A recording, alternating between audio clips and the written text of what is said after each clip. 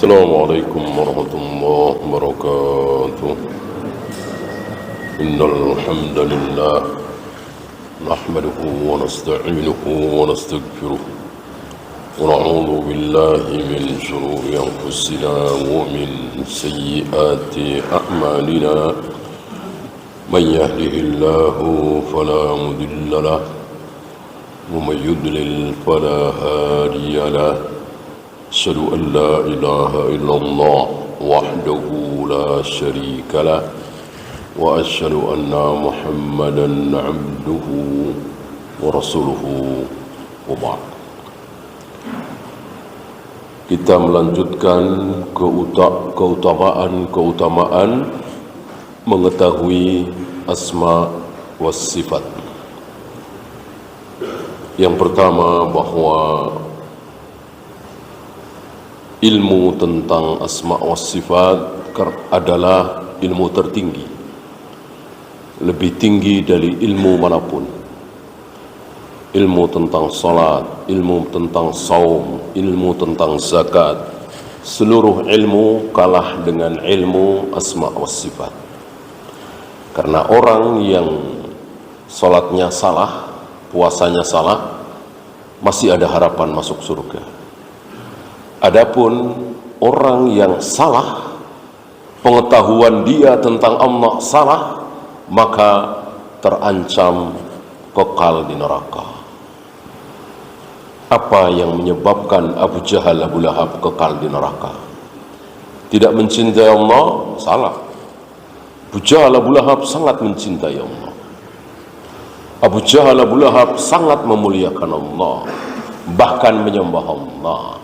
Tapi Abu Jahal, Abu Lahab tidak tahu siapa Allah sebenarnya. Sifat Allah yang benar Abu Jahal, Abu Lahab tidak tahu. Maka mengetahui siapa Allah, yaitu ilmu asma wa sifat, ini nomor satu. Yang kedua, juga sudah, bahwa mengetahui tentang Allah muncul mahabbah, ta'zim, ijlal, khasyah, khauf, raja, ikhlas, dan seterusnya. Tentu luar biasa ilmu ini. Sementara ketika orang melakukan sholat misalnya, zakat, haji, jihad misalnya, langsung tumbuh rasa mahabbah, ijlal, ta'zim, khauf. Tidak. Kan cuma gerakan, ruku, sujud, i'tidal. Kecuali dia meresapi bacaan-bacaan di dalam ruku, sujud, i'tidal, at-tahiyat. Itu kan asma wa sifat. Berapa banyak asma wa sifat terdapat di bacaan-bacaan ruku, sujud, subhana rabbiyal a'la, subhana rabbiyal azim, subuhun kudus, apalagi al-fatihah. Berapa banyak asma wa sifat terdapat dalam suratul Fatihah. Ya. Yang ketiga juga sudah, tapi belum selesai ya, bahwa Allah menyukai asar daripada nama-nama dan sifat Allah.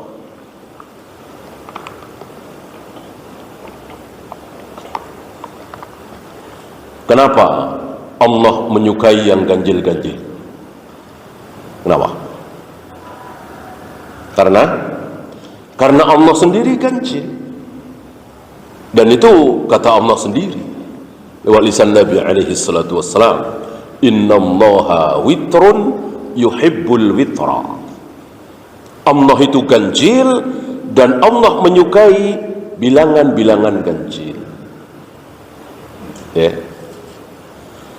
Tentu ini tidak boleh kita simpulkan sembarangan. Berarti kalau kita bisnis nih, kalau kita usaha nih, cari nomor ganjil, cari bilangan ganjil, tentu tidak. Kita harus mengikuti apa yang dicontohkan oleh Nabi sallallahu alaihi wasallam. Subhanallah, subhanallah, subhanallah, subhanallah, ganjil. Astagfirullah, astagfirullah, astagfirullah, ganjil. Subhana rabbiyal a'la, subhana rabbiyal azim, ganjil. Tawaf, sa'i, ganjil. Melempar jumrah, ganjil. Itu kan ikut Nabi sallallahu alaihi wasallam. Enggak boleh kita ngarang sendiri. Oleh karena itu, ketika kita duduk di antara dua sujud, baca Rabbighfirli, Rabbighfirli. Ganjil apa genap? Genap. Dua kan genap. Ya kan? Kenapa? Kita ikut Nabi sallallahu alaihi wasallam. Enggak bisa suka-suka kita. Ya udah ganjilin aja. Subhana rabbiyal azim kan ganjil, subhana rabbiyal a'la ganjil, astagfirullah, astagfirullah, astagfirullah ganjil. Rabbighfirli, Rabbighfirli, Rabbighfirli, bikin ganjil saja. Enggak bisa. Semua hanya mencontoh Nabi sallallahu alaihi wasallam. Kenapa Allah menyukai keindahan?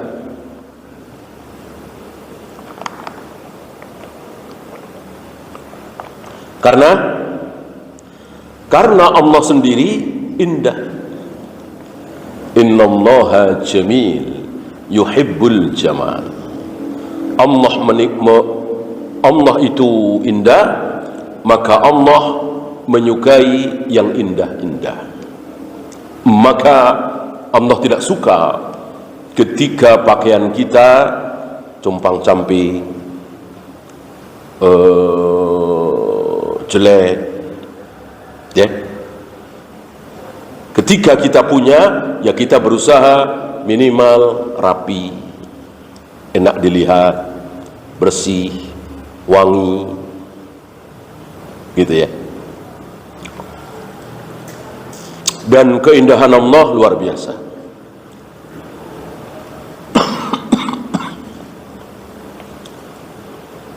Segala sesuatu yang indah di jagat raya alam semesta tidak ada apa-apanya dengan keindahan wajah Allah. Oleh karena itu, ketika nanti penduduk surga selama ini terkesima, berdecak kagum melihat keindahan bidadari surga, taman surga, keindahan pemandangan-pemandangan surga, dan seterusnya. Begitu melihat wajah Allah, yang lain gak ada apa-apanya. Puncak kenikmatan ahlul jannah apa? Melihat wajah Allah yang begitu indah. Tidak ada seindah itu, ya. Maka jangan salah faham dengan sabda Nabi alaihi salatu wassalam, innallaha khalaqa Adam ala suratihi. Hadis ini sahih. Sungguh Allah menciptakan Adam berdasarkan surah Allah, berdasarkan rupa Allah. Sering orang salah faham, ada yang salah faham berarti rupa Adam persis dengan rupa Allah. Keliru. Tentu rupa Allah tidak ada yang menyamai. Kenapa dikatakan Allah menciptakan Adam rupanya seperti rupa Allah, surahnya seperti surah Allah? Yang dimaksud keindahannya. Artinya antara Adam dengan Allah sama-sama indah. Adapun derajat indahnya tentu berbeda. Tapi Adam indah. Maka tidak ada wajah di jagat raya alam semesta ini yang lebih indah, lebih tampan, lebih bagus dari wajah Adam. Bagaimana Nabi Yusuf? Kata Nabi, separuh ketampanan, setengah ketampanan Allah berikan kepada Nabi Yusuf. Apa maksudnya? Separuh dari ketampanan Adam. Adapun yang paling tampan, paling indah adalah Adam. Bagaimana tidak? Adam diciptakan langsung oleh oleh kedua tangan Allah. Sementara selain Adam diciptakan dengan air ayah, dengan air ibu, ada hamil di situ dan seterusnya. Sementara Adam diciptakan oleh Allah langsung dengan kedua tangannya yang mulia. Tentu yang paling indah secara penampakan. Nah, Yusuf separuhnya. Ini yang dimaksud ucapan Nabi bahwa separuh ketampanan Allah berikan kepada Yusuf.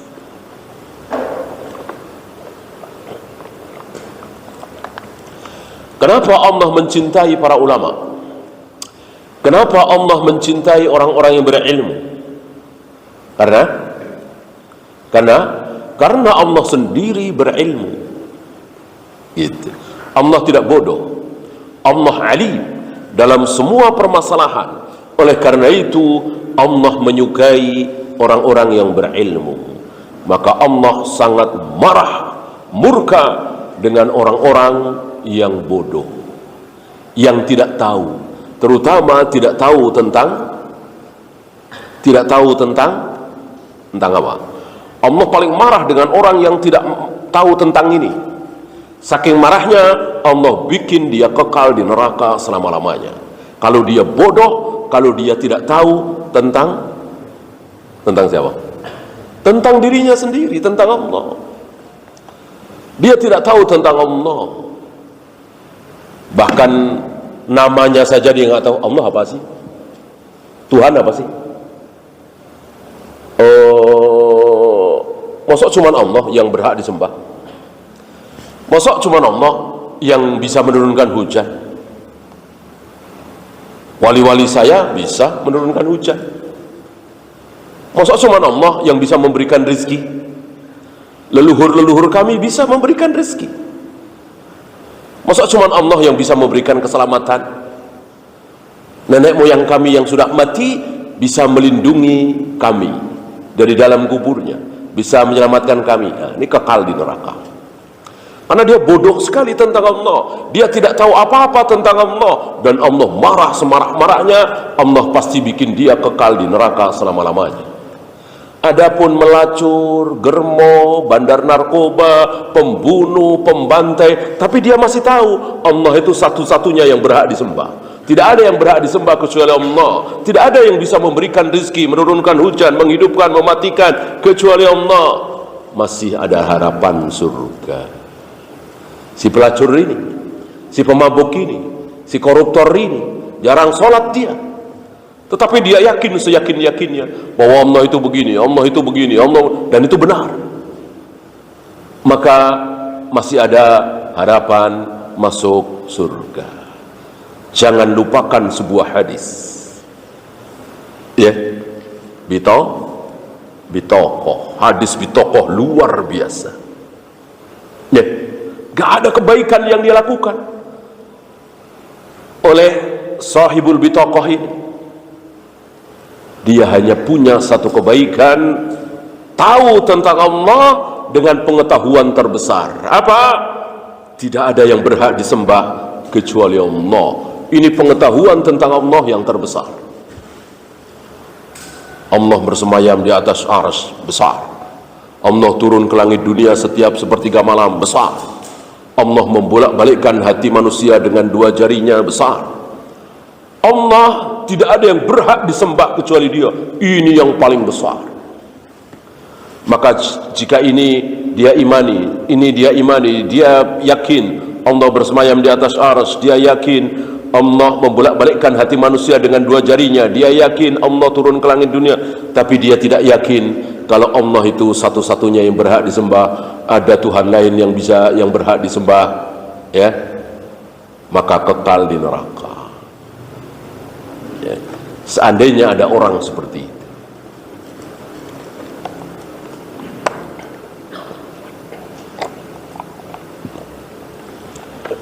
Kenapa Allah mencintai ajwad, orang-orang yang dermawan, suka memberi? Karena Allah sendiri jawad. Allah sangat pemberi, Allah sangat dermawan.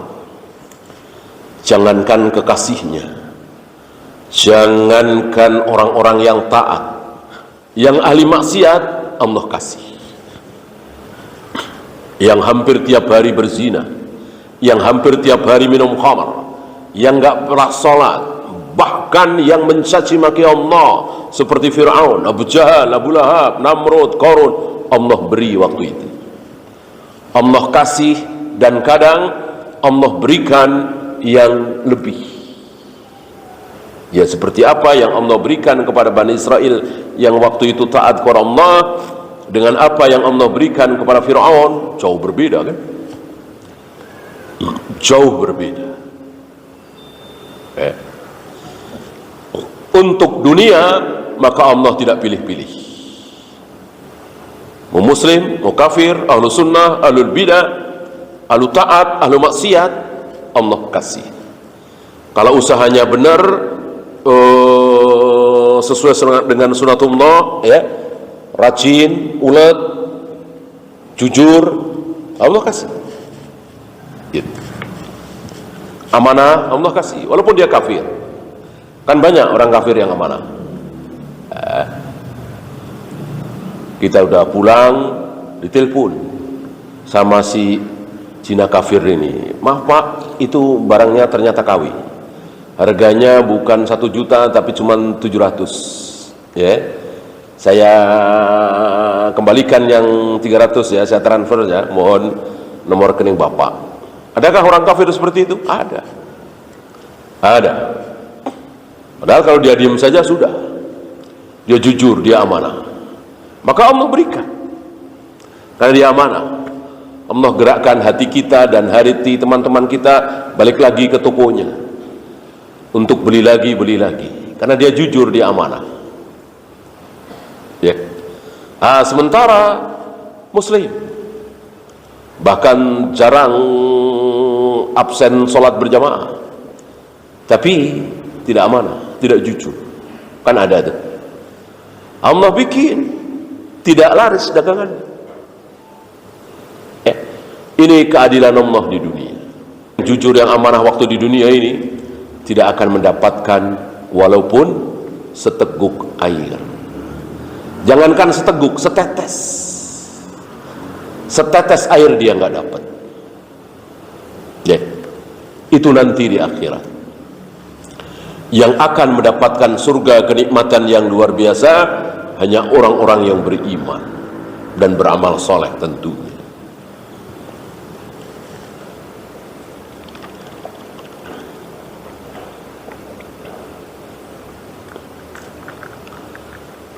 Kenapa Allah menyukai orang-orang yang pemalu? Karena Allah sendiri pemalu. Hayyun yuhibbu ahlal haya. Allah itu pemalu, dan Allah suka, cinta dengan orang-orang yang pemalu. Ketika ada seseorang menasehati adiknya, jangan malu, jangan jadi orang, jangan pemalu. Kata Nabi, biarkan. La ya'ti illa bi khair. Orang yang malu itu tidak akan mendatangkan kecuali kebaikan. Jadi yang muncul dari rasa malu itu insya Allah baik. Maka wahyu pertama kepada para nabi, para rasul, apa? Masih ingat? Wahyu pertama bukan wahyu apa berupa ayat, harus ayat Al-Quran ya. Kalau ayat Al-Quran yang jelas Iqra. Pemberian Allah yang pertama kali ditanamkan kepada para nabi, para rasul, apa? Idza lam tahyi isna ma syi'ta. Lakukan apapun yang engkau mau begini, mau begitu, mau ambil sana, ambil sini, terserah, asal engkau tidak malu. Kalau Kalau engkau tidak malu, lakukan apapun yang engkau mau. Ini wahyu pertama yang Allah berikan kepada para nabi, para rasul. Maka seluruh para nabi, para rasul, sebelum diangkat, sebelum turun wahyu pertama yang formal itu, berupa ayat itu, maka sudah ditanamkan dulu rasa malu. Maka seluruh para nabi, para rasul malu. Ya.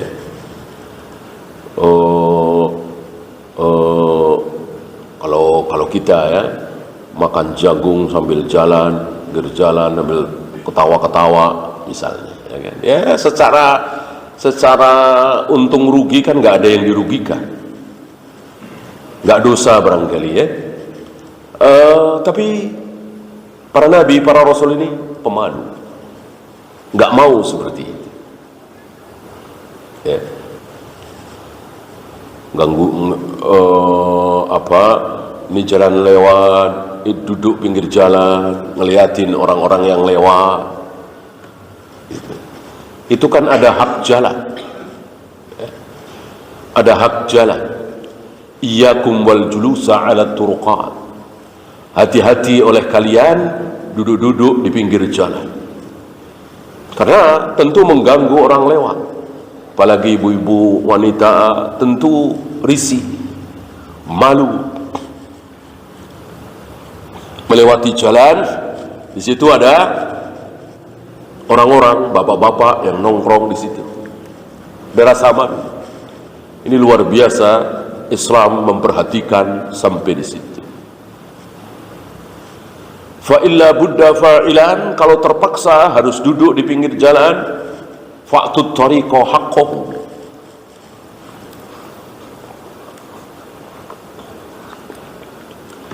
dia harus memberikan hak jalan. Apa? Ghaddul basar, menundukkan pandangan, amar ma'ruf, nahi mungkar, tidak boleh menyakiti, ya. Jadi memperhatikan saja nggak boleh, jadi harus menundukkan pandangan. Kalau anak muda sekarang justru nongkrong di pinggir. Inilah rasa malu yang Allah tanamkan pada diri para nabi, para rasul sebelum mereka mendapatkan wahyu yang pertama kali.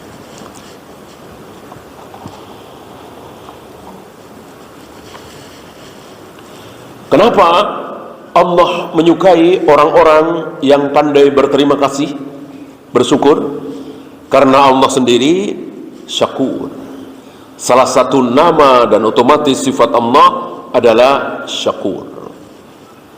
Maka boleh anak kita, cucu kita diberi nama Abdus Syakur, karena salah satu nama Allah Asy-Syakur, yang pandai bersyukur, pandai berterima kasih. Terima kasihnya nggak tanggung-tanggung. Kalau antum pintar berterima kasih, tetangga antum bawain oleh-oleh dari Surabaya, kue ya, mungkin harganya 50.000, 70.000, ya. Antum balas menghadiahkan makanan yang harganya ratusan ribu, bahkan bisa 1 juta. Berarti antum pandai berterima kasih, ya. Yang sedikit antum balas yang banyak, ya. Dia cuman menemukan apa misalnya KTP antum, ya. KTP hilang kan bisa bikin lagi, tapi antum terima kasih, ya. Antum pandai berterima kasih. Antum berikan hadiah besar, bahkan diberangkatkan umroh misalnya, antum sanggup misalnya. Itu namanya pintar berterima kasih, sanggup berterima kasih, syakur. Tidak ada yang seperti Allah dalam berterima kasih, ya. Allah punya anjing, ya, semua makhluk kan milik Allah, ya.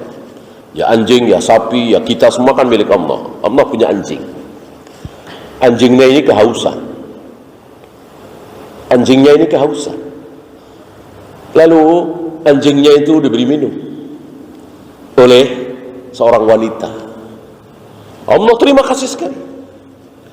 Gara-gara wanita ini memberi minum seekor anjing yang kehausan, Allah berterima kasih. Ada kalimatnya berterima kasih. Wa syakarallah di situ. Di tulisan hadisnya itu dikatakan Allah berterima kasih. Ya. Allah berterima kasih dan gak tanggung-tanggung terima kasihnya. Allah berikan apa kepada wanita ini? Surganya, milik Allah yang paling indah, milik Allah yang paling berharga, milik Allah yang sangat bagus. Allah berikan kepada wanita ini cuman gara-gara wanita ini memberi minum seekor anjing yang kehausan. Padahal wanita ini pelacur. Wanita ini pelacur Bani Israel. Tentu muslim ya, tentu mukmin, beriman dia. Kalau kafir nggak mungkin masuk surga. Cuman kan berapa banyak dosanya. Dan umumnya biasanya ya, pelacur itu salat nggak? Umumnya pelacur itu ya mungkin ada ya, kita belum pernah lihat, belum pernah dengar ya. Pelacur gitu pas duhur pada sholat jamaah gitu ya. Pas maghrib isya ya, melacur ntar aja habis isya. Ya, sholat isya dulu masjid. Saya kira nggak dengar ya. Ya dohirnya si pelacur ini nggak sholat, nggak puasa, nggak ibadah lah. Kerjaannya melacur, berzina tiap hari tiap malam. Entah berapa banyak dosanya itu. Allah masukkan ke dalam surga. Allah ampuni dosa-dosa. Hanya gara-gara dia memberi minum seekor anjing yang kehausan. Ya, di sini jangan pilih-pilih. Jangan meremehkan kebaikan. Alah cuman anjing ini, alah cuman begitu. Jangan. Ya. Walaupun menyingkirkan duri di tengah jalan. Alah. Ini dibanding dengan sholat saya, puasa saya, baca Al-Quran saya, sedekah saya, nggak ada apa-apanya ini. Kita lihat ada paku payung ya, paku payung di jalanan, orang sering lewat situ. Ya. Apalagi yang lewat banyak pakai sepatu, yang nggak apa-apa lah. Jangan diremehkan. Ambil paku payung, pinggirkan, masukkan ke tempat sampah dan seterusnya. Jangan meremehkan. Ya. Ada ulama itu yang menulis, ini zaman dahulu kala ya, menulis pakai, kalau kata kita, tinta, tapi dari tumbuh-tumbuhan, dan tumbuh-tumbuhan ini banyak disukai serangga, lalat atau apa ya. Nah dia dia ngambil itu buat nulis. Dia gantian itu ya. Pas ada serangga meminum cairan yang bisa buat nulis itu kan, dia berhenti sebentar ya. Serangganya ini udah puas, barangkali udah pergi, baru ambil. Ada lagi gantian seperti itu ya. Ini akhlak salaf kita.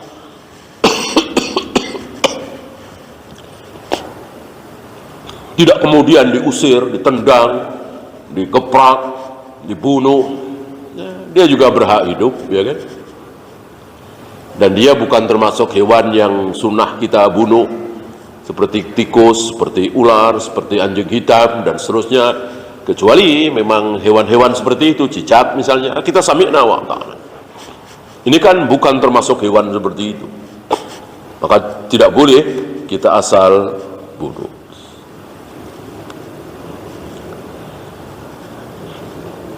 Kemudian shadiqun yuhibbus shadiqin. Allah mencintai orang-orang yang benar, orang-orang yang jujur, karena Allah sendiri jujur. Belum pernah Allah bohong. Sementara saudara-saudara kita menuduh Allah bohong, walaupun tuduhan itu tidak keluar dari mulutnya. Ya, Allah bohong, enggak. Cuman Allah nggak punya tangan gitu. Padahal dia baca ayat was-samawati matwiyatun biyaminih ma mana'aka an tasjuda lima khalaqtu biyadayya. Wahai iblis, kenapa engkau tidak mau sujud kepada Adam yang telah aku ciptakan langsung dengan kedua tanganku? Kelak aku akan menggulung langit dengan tangan kananku, kedua tanganku terbentang di malam hari, liyatuba musi'un nahar, untuk menerima taubat orang-orang yang berbuat salah di siang hari. Dan aku bentangkan pula kedua tanganku di siang hari, liyatuba musi'ul lail, untuk menerima taubat orang-orang yang berbuat salah di malam hari. Dan itu terjadi setiap hari sampai matahari terbit dari barat. Ketika matahari terbit dari barat, aku sudah tidak membentangkan kedua tanganku lagi. Ya. Tiba-tiba ada seorang muslim baca itu semua lalu mengatakan Allah tidak punya tangan. Berarti bohong nggak kira-kira Allah? Bohong. Kalau Allah betul-betul tidak punya tangan sebagaimana ucapan orang-orang Mu'tazilah, Jahmiyah, Jabariyah, Asy'ariyah, Maturidiyah, berarti mereka menuduh Allah bohong. Masa nggak punya tangan kok bilang aku menciptakan Adam dengan kedua tanganku, aku akan menggulung langit dengan tangan kananku, aku membentangkan kedua tanganku, padahal Allah nggak punya tangan. Ya berarti bohong. Ini dahsyat sekali tuduhan firqah-firqah dolal. Beda dengan ahlu sunnah, mengikuti Rasul dan para sahabat, yakin betul apa adanya bahwa Allah betul-betul memiliki kedua tangan, dan dua tangan itu pernah dipakai oleh Allah untuk menciptakan Adam, nanti akan dipakai oleh Allah untuk menggulung langit pada hari kiamat, dan setiap hari Allah membentangkan kedua tangannya, dan seterusnya dan seterusnya. Ahlu sunnah wal jamaah mengimani apa adanya, tanpa takyif, tanpa ta'til, tanpa tafwid, tanpa tahrif, tanpa tashbih, tanpa bertanya tangannya seperti apa, wajahnya seperti apa, bersemayamnya seperti apa. Tidak disamakan dengan apapun, tidak diserahkan wallahu a'lam, wallahu a'lam. Maksud tangan itu apa, wallahu a'lam. Masuk tangan wallahu a'lam, ya. Ini namanya membodohi diri sendiri. Masuk tangan wallahu a'lam. Tangan apa sih? Wallahu a'lam. Aneh. Tangan tidak wallahu a'lam. Tangan ya tangan, wajah ya wajah, mata ya mata, jari ya jari, bersemayam ya bersemayam, turun ya turun. Yang wallahu a'lam apanya? Yang wallahu a'lam apa? Kaifiyahnya. Seperti apa tangannya, warnanya apa, sebesar apa, nah itu yang wallahu a'lam. Adapun tangan wallahu a'lam aneh. Gak ada Rasul dan para sahabat mengatakan maksud tangan di sini adalah wallahu a'lam. Tangan ya tangan, wajah ya wajah.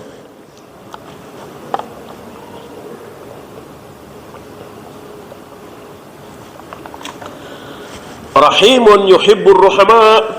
Allah mencintai orang-orang yang rahim. Ya. Sebetulnya kurang nih persyaratan, masih 2 lagi. Ya, tapi nggak apa-apa rahim ya. Dimaafkan. Malah ditambah sendiri oleh dia. Dia malah yang capek-capek. Ya. Nggak apa-apa Pak, nanti saya bisa carikan foto Bapak di yang kemarin. Ya. Allah suka orang-orang seperti ini. Tidak keras, kaku, nggak bisa Pak. Ya, Bapak datang lagi kemari seminggu lagi, nggak bisa. Persyaratannya kurang. Ya, Allah nggak suka. Bahkan Nabi mendoakan apa? Fashkuk alaihim. Allahumma man walla min ummati bisyai'.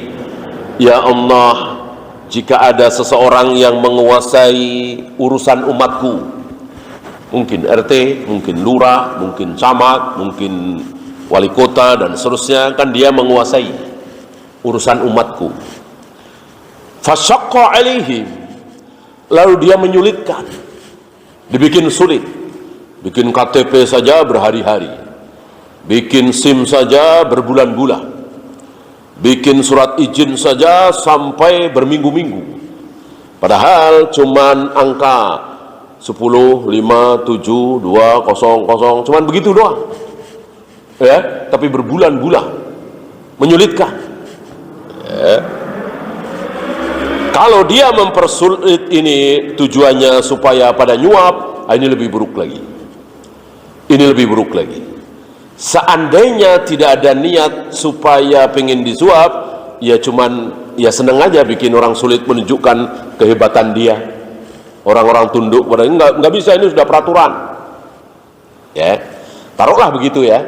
Peraturannya memang seperti ini. Begini, oh, dibikin ruwet. Ya, nggak berharap suap supaya orang nyuap biar dimudahkan, enggak. Kalau itu udah jelas neraka ya. Dia mempersulit aja. Fasquq alaihi, sulitkanlah dia ya Allah, sulitkanlah dia ya Allah. Ya. Dan kita saksikan di dunia ini, di akhirat kita belum menyaksikan bagaimana mereka akan sulit melewati sirat, bagaimana mereka akan sulit berdiri di hadapan Allah, bagaimana mereka kesulitan ketika sakaratul maut, bagaimana mereka sulit menghadapi mungkar dan nakir, bagaimana mereka sulit di padang mahsyar. Kita belum lihat. Yang sudah kita lihat, anaknya pada narkoba, anaknya susah diajak sholat, diajak baik, anaknya pada ngelawan mama orang tua, istrinya selingkuh, keluarganya begini hancur berantakan, sulit hidupnya. Itu yang sudah kita saksikan. Adapun akhirat kita belum saksikan. Nggak mungkin sabda Nabi ini, doa Nabi ini tidak dikabulkan. Nggak mungkin. Fasquq alaihim, sulitkan dia ya Allah. Pasti sulit hidupnya. Apalagi nanti matinya, akhiratnya. Hidupnya penuh dengan kesulitan. Ya. Mungkin dia nikmati hasil gajinya atau korupsinya itu beberapa tahun. Setelah itu kesulitan yang luar biasa. Sebaliknya, kalau dia mempermudah urusan umatku ya Allah, mudahkanlah dia, mudahkanlah dia.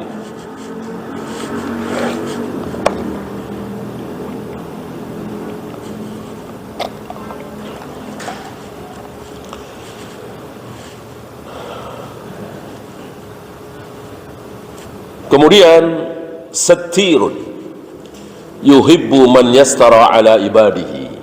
Kemarin sudah kita bahas sedikit bagaimana Allah sangat mencintai orang-orang yang bisa menutup saudara jauhnya. Istrinya aja nggak tahu, suaminya aja nggak tahu kalau dia sedang menutup aib besar tetangganya, temannya. Istrinya aja nggak tahu, suaminya aja nggak tahu. Ini luar biasa. Antum jangan mau ditipu oleh iblis. Iblis, setan menipu kita bahwa menyebarkan aib orang lain itu nggak boleh. Betul kan? Ditipu oleh iblis kecuali sama istri, kecuali sama suami. Jadi kalau tetangga kita punya anak perawan kok hamil misalnya, ini aib ya, kita nggak boleh sebarluaskan ya, kecuali sama istri kita, suami kita. Ini tipuan iblis ya. Dan jarang sekali yang selamat, seolah kalau suami istri itu satu orang ya. Mana wahyu dari mana? Sabda Nabi riwayat siapa yang mengatakan kalau cerita sama istri doang boleh? Menjelang tidur misalnya, lagi ngobrol berdua misalnya, berangkat kantor misalnya, seolah boleh, yang penting anak-anak nggak dengar. Wahyu dari mana? Dalam hal ini istri tetap orang lain, suami tetap orang lain. Bolehkah kita cerita aib si fulan tadi kepada istri kita, suami kita? Tetap tidak boleh, haram. Apa urusannya? Ya, kecuali urusan kita berdua itu anak kita misalnya, tentu kita bicarakan gimana baiknya. Itu cucu kita misalnya, atau itu ibu kita, mertua kita berbuat begini, kita harus cari jalan keluarnya yang terbaik gimana, tentu. Tapi kalau tetangga, apa urusannya? Apalagi tetangga jauh, apalagi cuma teman ngaji, apa urusannya? Kita ikut-ikutan, ya kan? Ngasih tahu, kebetulan kita tahu, ya. Apakah kemudian menjadi boleh kita cerita kepada istri kita, suami kita? Tidak boleh. Mana ayat, mana hadis yang mengatakan bahwa istri adalah perkecualian, suami adalah perkecualian? Nggak ada.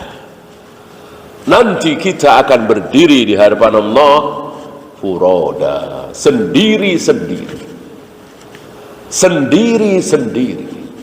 nggak ada bareng suami istri, saling menutupi, saling membantu, nggak ada. Tetap sendiri-sendiri. Bahkan suami mencecar istri bisa, istri menuntut suami bisa, tidak sedikit itu.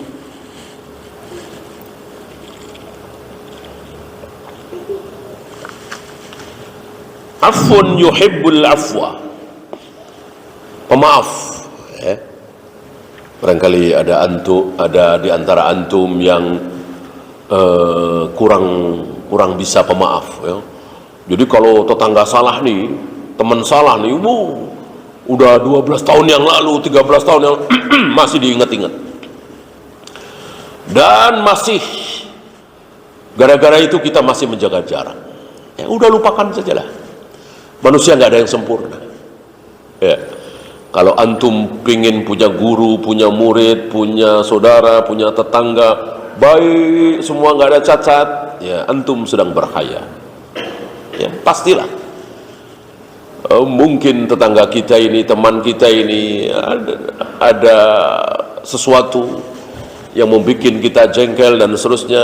Sudah berlalu, sudah, maafkan saja. Jangan terus diingat-ingat. Dendam, salah satu ciri siapa? Dendamnya nggak habis-habis. Istilah kita dendam kesumat. Ini ciri-ciri orang munafik, dan ciri-ciri kaum musyrikin, ciri-ciri kaum kafirin. Kan ada di kebiasaan bangsa kafir itu, jadi kalau ayahnya dibunuh, nah itu diwasiatkan kepada anaknya, engkau jangan sampai mati sebelum bunuh dia. Kalau dia udah mati, anaknya, ya. Islam nggak seperti itu. Udah. Kisos boleh. Yang lebih rendah dari kisos, denda uang. Yang lebih rendah dari itu juga, maafkan. Ya. Dan dalam hal ini pemerintah tidak berhak ikut campur, ya. Ketika saya mengatakan enggak, dia sudah bunuh ayah saya minta dia bunuh, ya, itu hakim, jaksa, pengacara, pemerintah enggak berhak ikut campur. Itu wewenang di saya, karena dibunuh ayah saya. Sebaliknya saya bilang jangan dibunuh, jangan denda, saya maafkan. Itu presiden, hakim, jaksa, siapapun nggak berhak, ya. Ketika saya yang paling berhak mengatakan jangan dihukum, ampuni, bebaskan, bebas. 1 hari aja nggak boleh dipenjara, ya. Karena dalam Islam pembunuhan, pencongkelan mata, pemutusan tangan, kaki, jari bukan apa istilah kita, bukan pidana, tapi perdata. Kalau di kita kan pidana, ya, artinya walaupun yang bersangkutan tidak menuntut, tetap salah di mata hukum. Dalam Islam tidak. Kalau ahli warisnya tidak menuntut, negara tidak bisa berbuat apa-apa. Ini luar biasa. Islam memberikan hak penuh kepada ahli waris, kepada yang bersangkutan, kepada anak-anaknya. Ya. Kalau kafir tidak. Ya. Maka mengatakan hak asasi manusia yang terbaik adalah dari kafir, kata siapa? Justru Islam. Justru Islam. Betul-betul hak sekali. Ya. Maka hari ini berapa banyak anak-anaknya pada kecewa, ingin supaya dia dibunuh karena dia telah membunuh ayahnya, ibunya, abangnya, adiknya, anaknya. Dia pingin si fulan ini harus dibunuh. Cuma 15 tahun, cuma 10 tahun, belum potong masa hukuman dan seterusnya, gerasi, amnesti. Nah, dalam Islam 100% hak itu diberikan kepada ahli waris.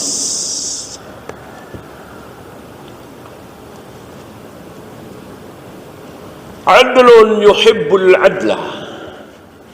Allah itu maha adil dan Allah sangat-sangat mencintai keadilan. Ya, satu negara nggak ada yang sholat, satu negara nggak ada yang bertauhid, satu negara nggak ada yang wudu, qomat, azan, nggak ada, kafir semua. Tapi orangnya adil, ya, orangnya amanah, orang-orangnya baik dunia, ya. Orang-orangnya nggak ada yang tipu-tipu, adil lah. Ya. Allah berikan ketentraman, kenyamanan, kelezatan. Nah, di dunia ini Allah adil. Di akhirat tentu neraka selama-lamanya di dunia.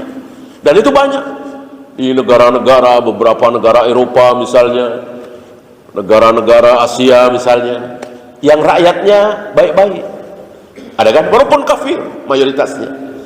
Tapi nggak pada tipu-tipu, nggak ada itu, jarang banget ada barang yang hilang, ya. Nggak ada itu para pedagang itu 1 kilo padahal cuma 9 on, 8 on, nggak ada. Betul-betul jujur. Maka Allah berikan tenang, nyaman, ya. Sebaliknya negeri itu negeri muslim. Masjid di mana-mana, adzan di mana-mana, yang sholat tidak sedikit, banyak, ya. Tapi jauh dari keadilan. Yang di pasarnya tipu-tipu, yang sumpah palsu, yang barang KW dibilang barang asli, dan seterusnya, ya. Allah berikan kehancuran di negara Islam itu. Dan ini bukan 1-2, bentar-bentar banjir, bentar-bentar tanah longsor, bentar-bentar gempa bumi, tsunami, ya. Nah, disinilah Allah menyukai keadilan, karena Allah sendiri adil. Gitu. Kita belum sampai akhirat. Kalau akhirat ya, nggak ada orang kafir dapat air walaupun seteguk, setetes malah nggak mungkin. Itu akhirat. Kita masih di dunia. Wa yujazi ibadahu bihasabi wujudi hadhihi sifat wujudan wa adaman. Allah membalas para hamba sesuai dengan keadaan para hamba ini. Ada apa tidak sifat adilnya, sifat pemaafnya, sifat dermawannya, jujurnya, dan seterusnya. Allah balas sesuai dengan sifat-sifat hamba itu. Kenapa? Karena Allah menyukai sifat-sifatnya itu ada asar di makhluknya, di kita semua.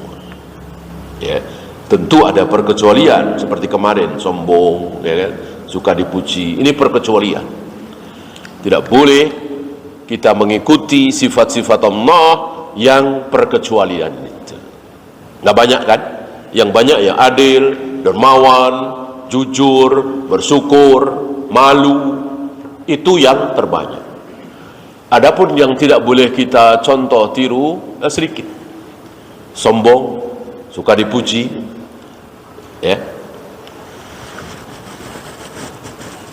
Wa hadha babun wasi'un yadullu ala syarafi hadzal ilmi wa fadlihi. Ini merupakan bab yang sangat luas yang menunjukkan betapa mulianya ilmu asma wa sifat.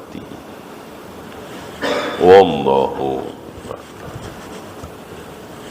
Ya, itu saja. Ada pertanyaan, silakan.